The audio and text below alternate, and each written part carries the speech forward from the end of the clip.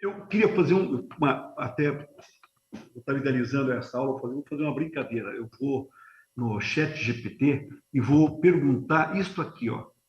Explique o refluxo extraesofágico, a doença do refluxo extraesofágico. E o chat GPT respondeu em aproximadamente 6 ou 7 parágrafos os seguintes aspectos, olha, conceitos básicos que nós já sabemos.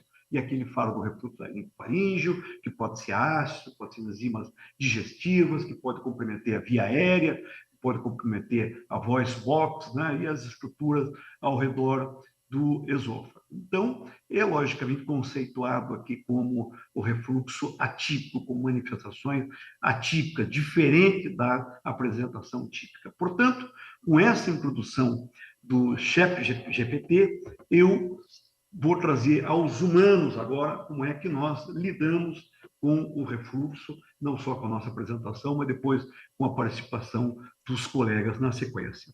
Como já foi visto, os conceitos já são bastante debatidos por conhecimento de vocês, mas na nossa prática, além dos aspectos lesionais de ação direta dos materiais refluídos, nós vamos ter uma outra sequência que são as respostas e os reflexos vagais, além da resposta da mucosa com a hipersensibilidade desses receptores. E aí a origem de uma série de sintomas que afetam ou que trazem o cliente da otorrinolaringologia aos consultórios. Nós vamos ver na sequência. Então, nós temos não só ação direta ácida, porém uma predominância muito grande a respostas a esses reflexos vagais. Já há muito tempo existe um questionamento justamente da tentativa de você relacionar sintoma e lesão. Então, Nostran já coloca já há bastante tempo que a seleção dos estudos é complicada, os gold standard são pobres, poucos ensaios controlados. Hoje, eu diria que 98 para cá, nós podemos dizer que nós já temos bastante ensaio. Porém, o mecanismo sintomático e lesional, muitas vezes, não é bem claro. Já nesse paper aqui, de 1968, do Laryngoscopy, é um trabalho de Sherry Margulis, um trabalho clássico, é um dos primeiros trabalhos que eles embrocando um conteúdo de ácido aquático em cães com intubação, colocando ácido na região posterior da laringe, eles desenvolveram úlceras e granuloma. Então, veja, o conhecimento não é de agora. O que a gente sabe, o que a gente aprendeu, é que a correlação é extremamente complexa, mas já em 1968 nós já tínhamos uma primeira sinalização de que boa parte das lesões do laringe, aqui estudo experimental, foram na verdade 6 ou 7 cães que foram sacrificados para isso, mas já dava uma sinalização ali. Mais recentemente, nós tivemos, como em outros órgãos, isso não é do conhecimento de todos, mas nós tivemos o isolamento de bomba de prótons na região da laringe e nós sabemos que a presença desses receptores da bomba de prótons ela pode ter um efeito tanto positivo como negativo, como daqui a pouco a gente vai comentar. Vejam só, Paes e Thomas Carroll, colocando de maneira conjunta quais são os mecanismos de defesa. À direita, nós temos os mecanismos de defesa esofágico e à esquerda, laríngeo embaixo, fatores que favorecem o refluxo, tá? Mas aqui, vamos deixar aqui, nós já sabemos, desmotilidade esofágica, a motilidade esofágica é mecanismo de proteção, os esfíncteres superior e inferior, e, logicamente, a insuficiência do esfíncter inferior e a mucosa gástrica heterotópica são fatores que favorecem o refluxo. No laringe, olha, o que nós temos? Mecanismo de defesa, o epitélio é um epitélio respiratório, o mecanismo de bomba de prótons, como eu falei, pode estar como protetivo ou como de ataque. O pH intraglótico, essa é uma informação que a gente tem de muito pouco tempo para cá. O pH intraglótico é um pH acima de 7. Padrões genéticos, vocês comentaram na aula anterior sobre os fenótipos, os padrões genéticos podem trazer repercussões nesses fenótipos e os fatores que favorecem. Portanto, a proteção da laringe é muito pequena.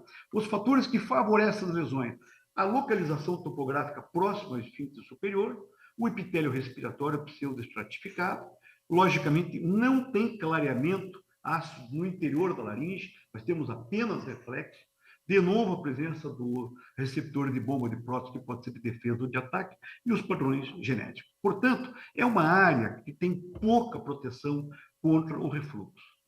Ambas as áreas, tanto o esôfago como o laringe, têm uma inervação vagal comum e uma mesma origem embriológica.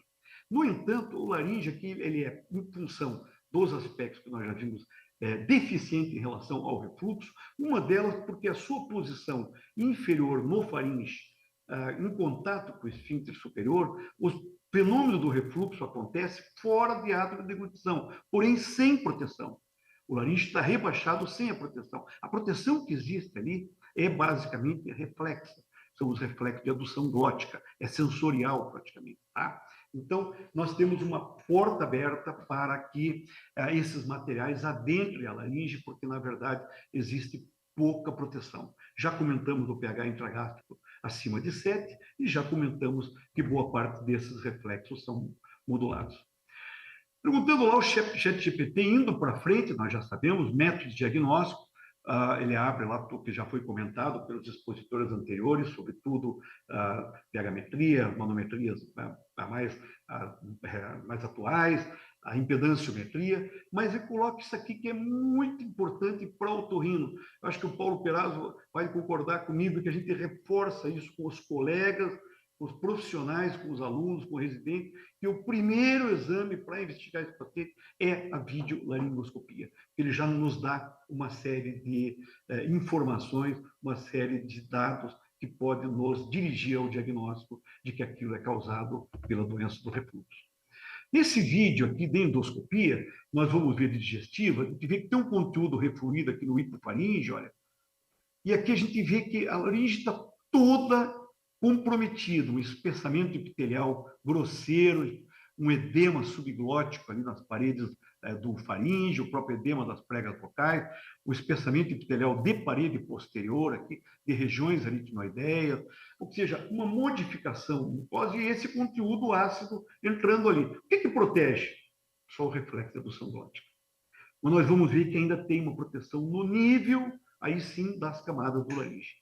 E aqui segue a endoscopia com aquele aspecto de contrações segmentares do esôfago, na antiga felinização do esôfago, a presença de uma hérnia hiatal razoavelmente grande, com esofagite distal nesse caso.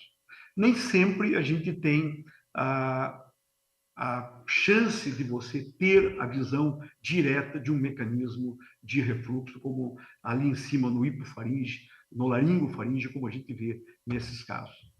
Logicamente que isso vai dar origem a uma série de sintomas, está aqui à esquerda, eu não vou detalhar cada um deles, de repente falta algum, faltou aqui, por exemplo, a tosse crônica, provavelmente nós vamos citar mais para frente, e ao lado direito uma série de lesões que nós encontramos em pacientes laringológicos, essas lesões justamente pelo comprometimento, sobretudo de regiões posteriores do laringe, são nos aspectos posteriores da laringe, na região subglótica, como esses granulomas aqui, ou ali embaixo com aquela estenose subglótica com um granuloma de paciente que não sofreu, no caso acima, por exemplo, não sofreu nenhum tipo de intubação. Como é que faz uma estenose subglótica dessa? Logicamente tinha essa senhora um refluxo bastante grave. Então, lembrando que esse conteúdo que banha esses aspectos posteriores, a grande maioria das lesões vão estar definidas nessa região. Mas não é só isso. Nós vamos ver para frente. A pH-metria de 24 horas, a impedância mais moderna, traz essa correlação dos episódios distais com os proximais, mas nós temos um problema ainda hoje, que acho que os colegas vão de concordar, mesmo o consenso de Lyon não colocou claro, que nós não temos a conceituação de qual é o número de episódios proximais para ser considerado os eventos de refluxo patológico do paciente. Assim como nós temos o score de Mister para o esôfago distal, e isso é uma regra do dia a dia diagnóstica no controle proximal do refluxo. Não existem ainda estabelecido exatamente quantos eventos de refluxo são considerados patológicos, que duração, que clareamento acontece a partir disso. Logicamente, a literatura sugere uma série de detalhes que eu não vou também particularizar. Bom, chegando esse material lá na região do hipofaringe, laringe, nós vamos ver como é que essas lesões evoluem, do dano às proteínas, do dano tecidual à doença inflamatória. Nos três níveis de prática aqui do laringologista, nós temos a camada superficial, que acima do epitélio, superficial acima do epitélio, nós vamos ter ali anidrase carbônica, vamos ter mucina, que permite a vibração das pregas vocais, mantém a fluidificação e fazem já a primeira barreira de defesa. A segunda é, na camada do epitélio, as proteínas de estresse e a ecaderina, que dá a coesão celular que mantém o epitélio íntegro. Mais para dentro, agora, na camada superficial da lâmina própria, o nosso espaço de Henke, nós teremos as glicoproteínas e o ácido hialurônico. Então, esses são os três níveis e quais são os conteúdos que permitem a proteção agora lesional da mucosa do laringe. Em 2016, esse artigo foi publicado no Gastroenterology, foi saiu no Medscape, foi bastante provocante, mostrando que era a inflamação e não só o ácido a causa do refluxo. Segundo esse estudo, isso deu margem a uma série de questionamentos, mostrando que, na verdade, a abertura do refluxo na parede, aqui esse caso aqui, esofágico, abria a uma cascata inflamatória, que essa cascata inflamatória teria a relação principal para o aparecimento das lesões, sobretudo esofágicas.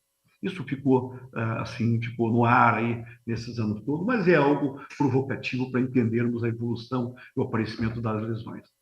A pepsina tem um fator conhecido, bastante conhecido da gastroenterologia, mas no nosso caso, o meio ácido do hipofaringe faz a transformação do pepsinogênio em pepsina e ele vai ser um fator que quebra essas barreiras, fazendo a transferência do conteúdo ácido para o interior lá do citoplasma das células laríngeas e daí desenvolvendo uma série de lesões.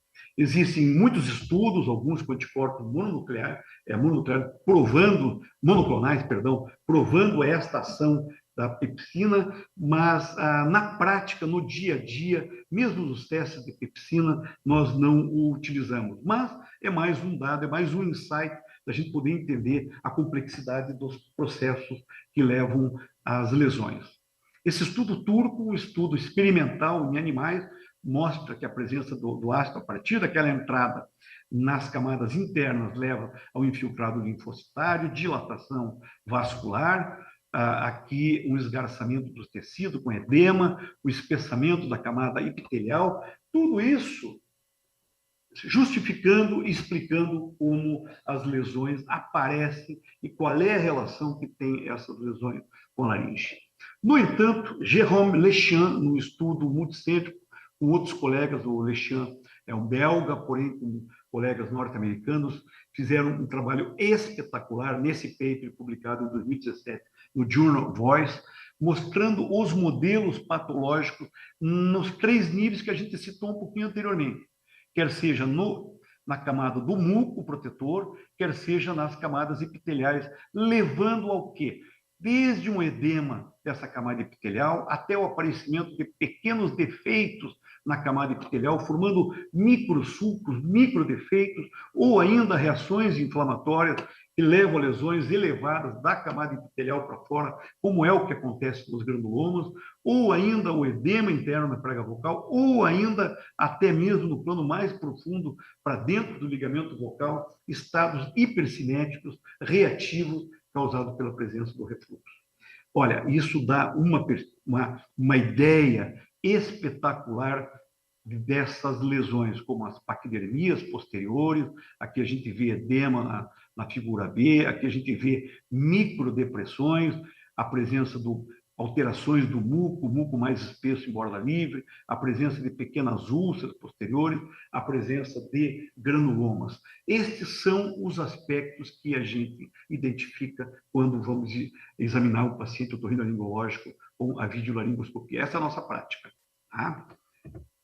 Logicamente que estudos, sobretudo na região posterior, mostram, então, grandes metaplasias epiteliais esse estudo de Israel, na verdade, já é um estudo mais recente, mas nós fizemos aqui em Curitiba, junto com o professor Júnior Coelho, que é do conhecimento de vocês, nós fizemos um trabalho com N pequeno em pacientes que estavam sendo submetidos a fundoplicatura videolaparoscópica.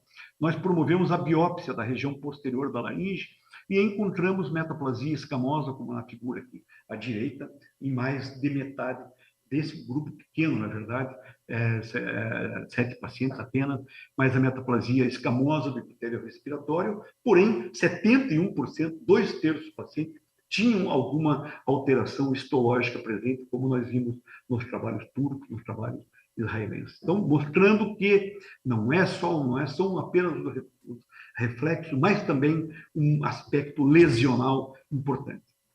Lembrando que já desde 2004, a Rio já conceitua que a paquidermia da parede posterior, que é essa metaplasia grosseira, para nós é um marcador assim, muito importante na prática, ela não é um sinal de doença ativa, que mesmo com o tratamento, essa paquidermia vai ficar durante muito tempo nos pacientes. Então, como achado isolado, ela não é só confiável, você tem que associar a presença do refluxo e, logicamente, em tempos de tratamento, nós vamos ter como marcador da melhora a melhora clínica do que propriamente a regressão da paquidermia. Portanto, ela não é um sinal da doença ativa. Curiosamente, a Vive, ainda no ano 2000, com a sua larga experiência na Columbia University, com estudo de sensibilidade da laringe, ele verificou que os pacientes que tinham refluxo crônico, refluxo faringolaríngeo crônico, tinham déficits de sensibilidade. Olha aqui, olha, 48% tinham lesões posteriores, 73% tinham déficits sensoriais. Aqui a gente está vendo o teste que ele faz, que é o teste de pulso de ar para o aparecimento do reflexo de adução glótica, o reflexo que protege a laringe do refluxo. O que aconteceu é que após o tratamento com IBP, houve uma recuperação desses reflexos. Vocês saberem, a título de curiosidade, esse pulso ele é controlado em milímetro de mercúrio, a pressão deles, portanto, para saber se houve melhora, nós vamos ter a reatividade do reflexo protetivo com pulsos com menor intensidade em milímetro de mercúrio. Tá? Então, esse já é um trabalho que também não é de agora, é um trabalho antigo, mas é algo que mostra que pode haver um comprometimento sensorial e essa recuperação. Então, vamos deixar para discutir o tratamento, as suas etapas de tratamento. As abordagens já foram bastante avançadas, na verdade, sobretudo com os imunomoduladores, o tratamento endoscópico cirúrgico espetacular, os avanços que nós temos. Vamos deixar isso para a mesa. Meu caro amigo Fábio, você pediu para a gente mostrar, eu separei 2 casos muito distintos e ambos com questionamento em relação a refluxo. O caso 1, uma senhora de 56 anos, tabagista, com disfonia, dispneia, tabagista pesado, pigarro, tosse crônica, e à direita, um homem mais jovem, pós-Covid, passou bastante tempo na UTI, com uma intubação prolongada, dispneia e disfonia. Então, aqui esse vídeo demora um pouquinho. Nós vamos ver as imagens aqui da videolaringoscopia deste caso 1. E nós vamos ver uma série de achados endoscópicos. A presença aqui de muco aderido às paredes. Olha a paquidermia aqui da parede posterior. Essa senhora tem um edema de Heinck grau 4, bilateral. O espessamento branco leucoplásico entre o terço médio e anterior. Quer dizer, lesões crônicas do laringe, tem tabagismo associado, tem a história também de refluxo e tem indicação de procedimentos a serem realizados. Aqui no caso 2, nós vamos ter essa condição, paciente com intubação prolongada pós-Covid, que no pós-tratamento existe uma limitação de mobilidade bilateral, não é paralisia, é fixação bilateral. Essa limitação é mais na prega vocal direita, com aqui lesões nos aspectos posteriores, aqui um granuloma nessa região posterior, uma redução de luz importante. Então, eu quero, dando sequência aqui, eu quero trazer esses questionamentos. Pode-se pensar em refluxo para ambos os casos? medicar o refluxo durante ou após estas condutas microcirúrgicas? Antes da resposta, Fábio, me permita encerrar aqui a apresentação para a gente deixar para discussão. Esse é um algoritmo recente, também lá do Vaese, para tratamento do refluxo, e ele coloca para onde vai o pêndulo nesse momento. Esse é um artigo, se não me falha a memória, aqui de 2017, 2018, e aqui ele dá uma sequência de orientação, já excluindo alguns sintomas da via aérea que não se relacionam a refluxo, a prova terapêutica e, na sequência, a como conduzir esses pacientes, se os sintomas persistem, ou se o diagnóstico for outra patologia, quais são os testes aqui, como, na verdade, já foi demonstrado anteriormente. Então, o pêndulo, ele hoje tende para um aprofundamento de certeza diagnóstica, para que a gente possa ter uma boa escolha das condutas terapêuticas. Na otorrinolaringologia, a gente vê, portanto, concluindo, que existe uma complexa fisiopatologia, já foi bem discutido, quanto mais sabemos, mais dúvida temos, uma complexa fisiopatologia macro e microscópica no refluxo faringo-laríngeo, desafiando os meios diagnósticos atuais. É necessário aprofundar esses estudos, esses mecanismos, desenvolve as lesões, a gente já mostrou essa complexidade, muitas coisas ainda não temos certeza, e modernos medicamentos disponíveis podem mudar a história natural do refluxo. Na conclusão, amigos, do ChatGPT, olha o que ele falou, olha, é importante consultar os profissionais da saúde para um diagnóstico acurado e um plano apropriado, se você suspeitar que está experimentando episódio de refluxo. Uma boa resposta, um pouco superficial, porém boa.